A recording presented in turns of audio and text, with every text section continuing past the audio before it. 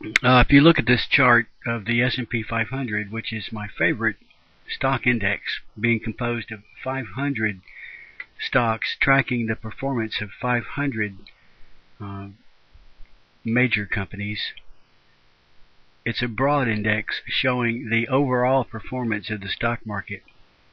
It's very similar to the performance of the NASDAQ 100 and similar to the performance of the Dow Jones Industrial Average. But it's a better indicator being composed of 500 stocks. It gives a clearer picture, somewhat clearer picture of the overall stock market. You can see a peak in the year 2000, and you can see a peak in the year 2007. You can see a valley in the year 2003. Investors and speculators know that years like 2003 and probably the year 2010 coming up are buying opportunities. They love it. They love to see this. But this chart shows you the past. It doesn't show you the future. So you have to guess that the market may bottom in 2010. You can only guess it. It may not. It may bottom in 2015. It may bottom in 2009. It's a guess. And there is some risk involved in speculating in stocks. And frankly, if speculators lose money, don't waste any sleep over it. These guys know that they are gambling. They know they're taking a chance. Don't worry anymore about these investors, so-called investors, losing money any more than you would worry that some guys playing poker lost all their money to the card shark. I'm not a card shark. I'm not a day trader. I have a superficial overall understanding of the stock market, a very basic understanding. But you can see, as I can, that there was a buying opportunity in the year 2003, and you can anticipate a buying opportunity approximately in the year 2010. And if you have a job during the year 2009, if you're smart, you should, if you can, sock away some money to invest at the bottom. That'd be a good entry point. I don't recommend speculating. It's too risky.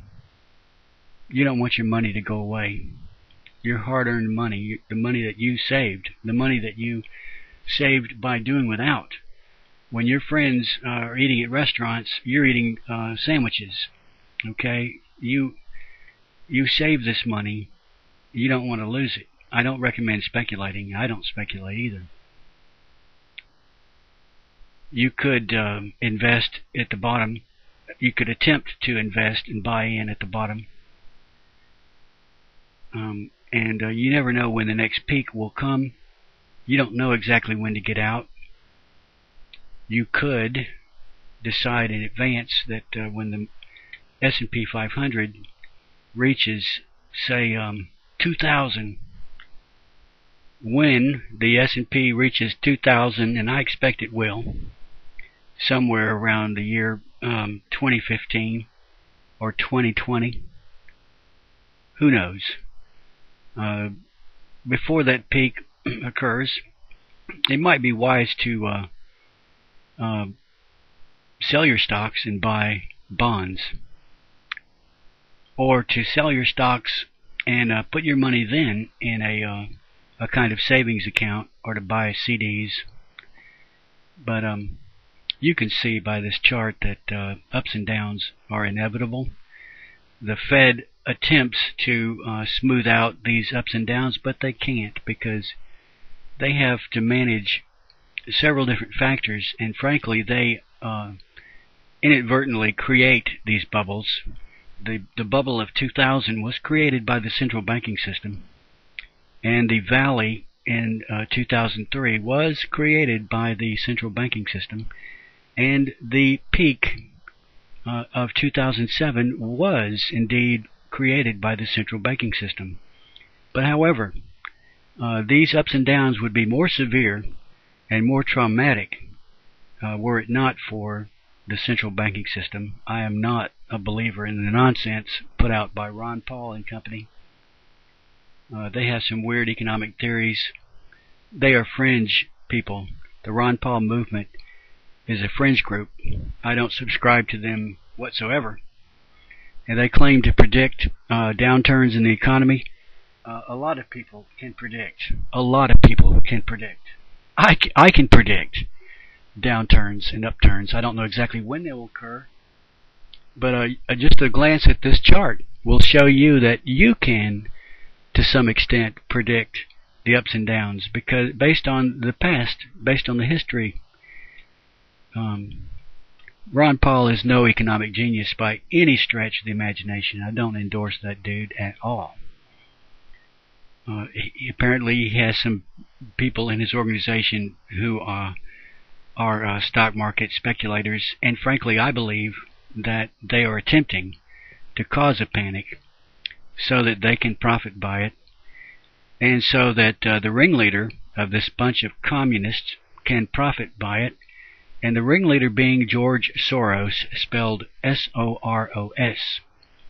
You can believe that when the stock market tanks around the year 2010, in a couple of years, Soros, if he's still alive, will make more billions of dollars, because he shorts the market. He shorts the market.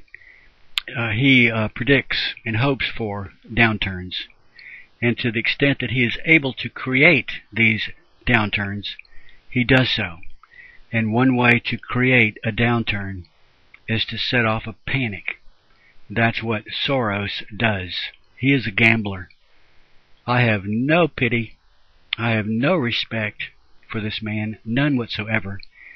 He is a cold-blooded snake. He is a cold-blooded snake. I would love for this snake to end up a pauper